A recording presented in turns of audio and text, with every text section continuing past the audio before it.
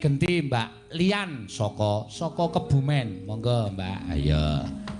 Bahasane beda meneh, beda dhewek-dhewek pokoke ora mapak ora kepenak kaya kowe. Iya. Monggo Mbak Lian. Iya. Ki tuli ora nganggo lendang kepriwe karepe? Nggih, kepripun Pak? Tuli ora pakai ora nganggo lendang. Lendange kula gigal wau je.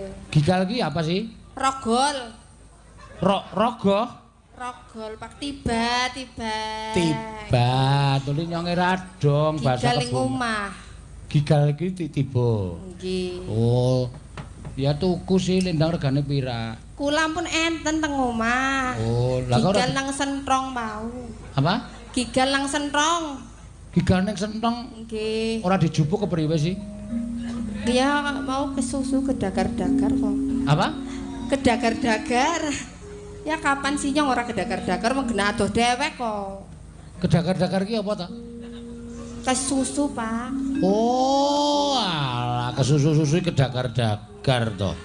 Iya, oh alah ora ngerti kok aku. Ya sesuk wah entuk basa anyar iki berarti. Iya. Sok bojoku tak lokke kuwi dagarmu kuwi aku ya. Iya. Dak susu. Aja ditokno sak nggon-nggon ki dagare. Ya beda kaya niku nek ngene kula dagare niku nggih kedagar kesusu. Iya. Nek teng mriki ya kesusu-susu. Ya tuli bener kedagar-dagar ki anake nangis gak didagari. Iya. Ngono ya. Ya ora apa-apa karang bahasane dewek-dewek ya. bahasane dewek-dewek, Pak. Ya makanya Kebumen ya ora ngapak ora kepenak. Iya ora ngepak ora kepenak. Iya. Wah, apik ya, Mak. Oh ya kudu belajar pinter pirang-pirang basa. Ya kudu nek ora ngono ndak ora iso ngladeni. Tuli mari nembang apa Mbak Lian? Niki wonten pamundutan mboten, Pak? Ora ana ki mengko pamundutane liwung tuli si sinden kiye si nangka blonyo. Siapa? Napa? Sinden apa? Sinden sing arep disuwuni tembang liwung tuli si nangka blonyo. Nangka blanya. Nangka blonyo niku napa? Nangka sing wis ya setengah bosok. Nangka sing mlethek dewek ngono kuwe. Mlethek dewek pokoke. Oh. Nyonge seneng sing mlethek dewek. Iya. Ora usah dibletekno mlethek dewek pokok. Iya. Iya ora dikapak-kapakna mlethek dewek ya. Iya, tuli enak, tuli duren nek mlethek dewek ya kepenak. Okay. Nangka mlethek dewek ya. Apa-apa sing ning mlethek dewek mesti kepenak. Iya. Apa? Arep nembang apa, Mbak? Niki wau wonten ingkang WA. Pak Iya. Soeharto saking DPRD Bengkulu. Pak Soeharto, what? Adoh timen ki ya? Nggih, kula wingi plesir teng mrika. Oh, nyindan maring kana, maring Bengkulu, ketemu Pak Soeharto kuwi. Nggih. Terus nyuwun lagu. Nggih, Pak. Ya, ya ora apa-apa dicaosi. Kok bisa ngerti ya? Tulis streaming. Iya ya. Iya.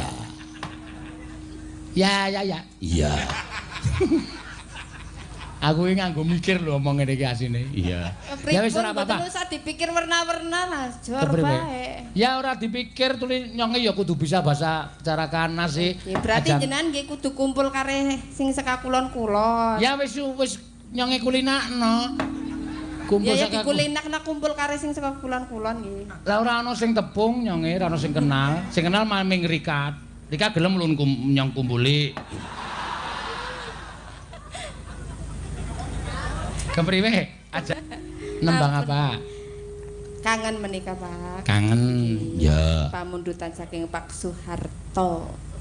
Saka Bengkulu. Iki nek streaming ngene iki sak donya no. Iso nonton kabeh saka Chili, saka Kolombia, ya Seragentina. Ngendi? Seragentina, Argentina iso saka Amerika Serikat, ya Amerika Latin, Amerika Gedrik, Werna-werna pokoke. Kabeh iso nganggo bawah ya, Mbak ya? Nggih. Ya, Mbak Lian. Iya. Putrane pira sih? Kula. Iya. Pun kalih, Pak. Wis loro. Nggih. Oh, iya. Lah kepripun sih? Terus nyonge ngira Rika isi perawan kayak kowe. Wis loro ya? Wis loro. Iya. garwane nyambut gawe nanti? Napa niku?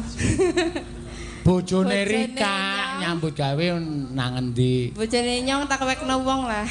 Hah? Tak wekno wong. Kepriye maksude ki? Ucul, Pak.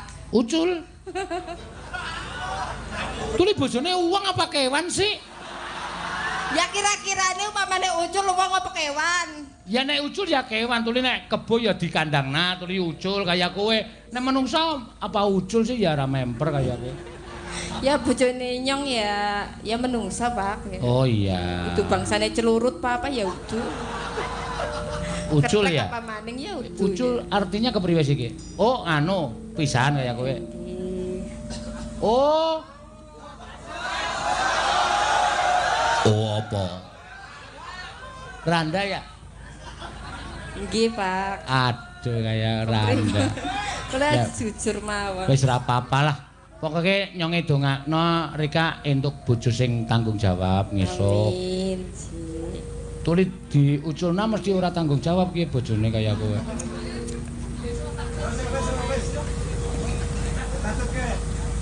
Mana yen ke taman wuyang.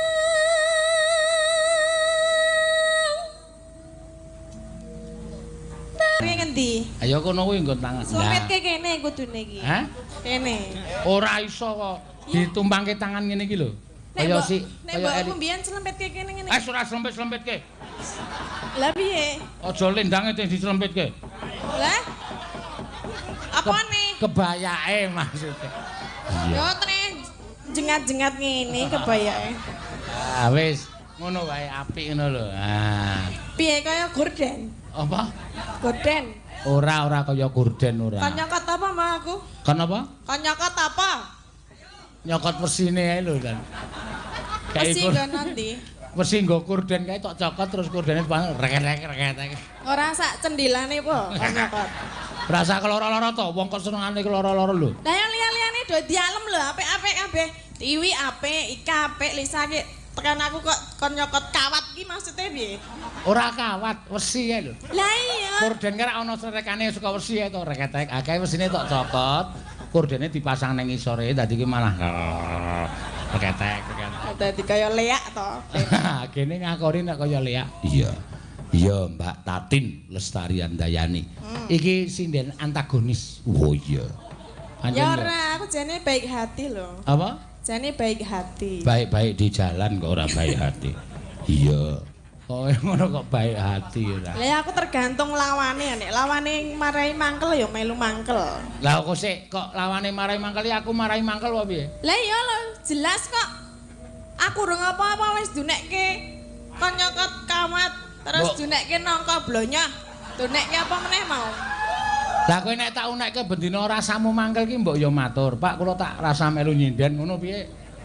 Lah aku ya piye nek ra nyinden kok kendile goleng. Ayo kene rumangsane ora apa-apa. Ora lah mbok ngalem aku wae ngopo to? Oh iya, ya wis edian tatin ngarep nganggo lendang. Wah, jan. Piyai kok kaya ngono lho. Rane. Ngapa? Kaya gentong dusung saka kasong. Ora iso to? Ha Pan iya. ngalem sithik ngono. Iya, ya sesuk tak alem, sesuk bengi tak alem. Iya. Saiki, Nggak saiki rasa. Ya rasa dialem mangko iki ya wis gek anu nembang. Oh iki mau ana pamundutan. Ya. Ning kowe nembang sik iki mau ya ana pamundutan nggo kowe. Ya. Napa? Sesideman. Oh iya, saka Mbah Hadi Sena.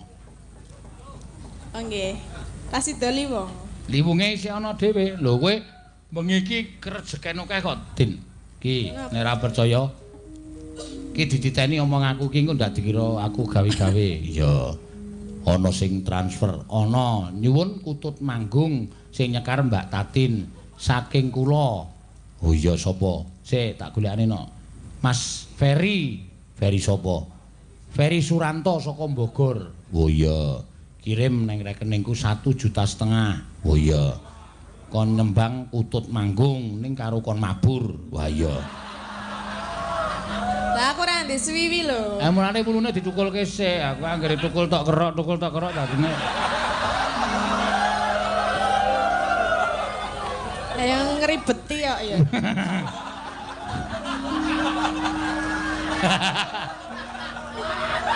Ayo. Iki lho, ra percaya wis ditransfer iki. Minta kutut manggung nembang Mbak Tatin saking Ferry Mas Raden Ferry Suranto. Oh, kelingan aku. Biyen tahun nimbali ade ning Tangerang yang sering nanggap dari sekretaris negara, Seknek Sinden Tatin Pak Suwun. Ya, matur sembah nuwun. Kutut manggung nek dadine pleci piye engko? Ora apa-apa, sing penting ana sing nyuwun kok. Ning kutut manggung iki penake engko gara-gara. Engko gara-gara siap kutut manggung belajar. Ya. Matur salam kagem Bagor Brand. Oh iya. Oh, sing salame ora bae. Mas Trisna kuwi wartawan RCTI kuwi. Sesuk sapa ngerti kowe diangkat ning anu kae apa program jam 1 awan kae? Apa? Silet kae. Selet. Sinden antagonis ya. Monggo nggih. Sugeng dalu Pak Seno nyuwun lagu saking kula Nuryanto Karangrejek tukangipun Pak Joko Laksono. Lagunipun nderek. Ya. Ya lagune nderek ya dikeki apa ora ya nderek aku pokoke ya. Monggo. Ki tembang sik sesideman sik. Nyo. Amplope. Aku nek karo kowe ora wani. Saiki wis apian to. Wah, kowe. Ora dibahas. Biyen aku karo kowe apian lho, meng kowe iki ra niteni karo aku nyo tampani sik. Tampani. Alhamdulillah. Matur nuwun nggih, Pak. Kok iki maksudnya piye? Wong Jawa ki mung disingkat kok. Apa wae? Nek kowe iki bentuke apik ya aku ning ngalem wah Tatin ki Yunan. Apa wi? Ayu tenan. Wah. Yunan. Dasare mbutewa. Apa? Rambute dawa. Wah. Tur dasare ya liteneng. Apa kuwi meneh? Kulite kuning. Kah aku ora arep ngono sarung kok. Lho, wong Jawa iki iso disingkat ngene kok. Coba nek ana wong anu kae. Ana enak apa jenenge iki? Enak ora, Pak? Naknan. Ah, oke lho. Naknan, Bu, iki masakmu naknan. Enak tenan. Nek mbutmu waletmu ning iki. Rambutmu dawa, aku pikiranmu sing elek kok. Lah ya rambut. Litmu ning ya kulitmu kuning. Ah, udu mesti Apa? pikirane. Ah wong ora ya nek ora. Dadi aku yang duwe. Apa? Limuceng. Oh, kuwi cangkem elek to. Hah? Cangkem elek. Lah kuwi. ngapa? Apa kuwi? Talimu kenceng. Apa sing ditaleni ra ono? Jenengan ora nggo sabuk. Nganggo. Lah kene nek ra kenceng mlotrok piye? Iki raceng kok ndo.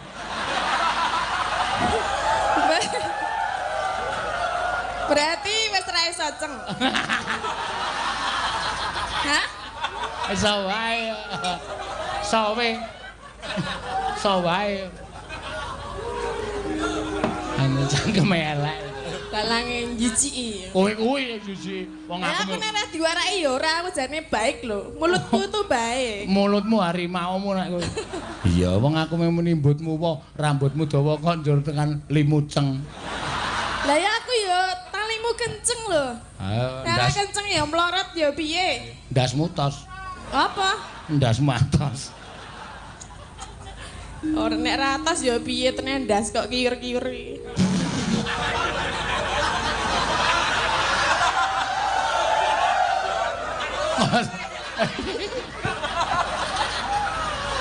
Oh, mula pantes dijuluki nangka blonyoh wong. Ngopo? Awal Lah ya saiki nek dipikir ndas nek ratas ya piye? kemucoh kok soalé. Apa? Cangkemmu trocok. Loh, saiki nek sirahe ora atus lho nek ra ono bathoke ngene terus piye? Ah iya ya gembur-gembur ya. Lah iya kok. Ah iya, mosok sirahe atos gulu sirahe empuk gulune atos sak ya.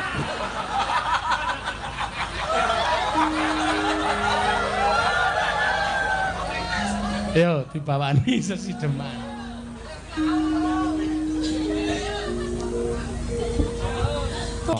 Oh, mbok Kowe menawa. iki sirahe gedhe kok goblok. Lah aku ora gatekke pake lho. Ya, iki Pak sapa Pak Untara. Oh. Ya, Pak Untara. Heeh. Dikompliti sisan. Ayo Prastiwi karo sapa Tatin. Ya, iki no pamundutan Liwong. Kula melih. Oh nggih. Ayo Tik Pras. Ya. Waduh. Jemblong, Pak. Jemblong apa kowe iki sinden kok mutahke suguhan barang. Tak pidak mak buak ngono lho. Ah kuwi dadi tandha nek bebanmu iki longono. Ya. Kuwi nek jemblong pas leh muteng ora cilaka to. Iya. Ngerti-ngerti mak grubyak ngono terus sinden kok kari ndas tok tingil-tingil. Ayo, Bu. Iki ya mundak ayu aduh. Lendange nganti kangsrah lemah. Iya. Selendangnya kon ngenten iki lho Bu, kon Ya, delehke kene. sesuk ki ya dipaske to, Pras. Sesuk nek lendange kedawan ki dibagi loro. Dalange apa-apa cacat dasare. Apa-apa dilehke, apa-apa dilehke. Ora di. Ayune kok ngene kok. Wah, Aduh. Ayo sapa to sing ora ngerti ayune Prastiwi? kene Sing jeneng ngerti. Sri Gunung ki ya ngono kuwi. Apa Sri Disawang Gunung? saka kadowan ki to ayu, Apik. dicedhaki marai mulek-mulek. Iya. Ya ora ya Bu ya. Cantik le dandani 2 jam lho. Sapa? nuwun yo, Des. Kurang ajar ta. Iya. Ya wis ora apa-apa. Le dandan pirang jam, Tin? 2 jam. Sing ngomong sapa? Lho lah, wong wedok iki angel lho Pak dadi wong wedok dandan. Anek Prastiwi percaya aku dandan 2 jam mbok ngangger dipupuri gogrok. Pupuri neh gogrok. Dialisi ndledek ayo. Wis angel kulite iki wis ngeriput wis. Dadi wong wedok wis nggone ndi-ndi nggawa bel. Lah apa? Ting klintring. Ya Ya ora. ora dereng kok Bu Prastuti cantik kok. Alah kok karo melet kowe? Karo melet yuk. Ora ya Bu, ora. Ah, wae ayo. Aja. Asli karo melet. Kowe ngenyek, wah. Ngenyek kowe ora. Dadi cicil wong cilaka aku nek. Ah iya kok. So aku ora nang Oke, ayo melet meneh kae lho. sapa lho aku ora Ngalem kok karo melet ki melet ngece. piye? Turunan kadal apa piye kok? Iya. Yo. Liwong mangga diaturake. Yuk, ayo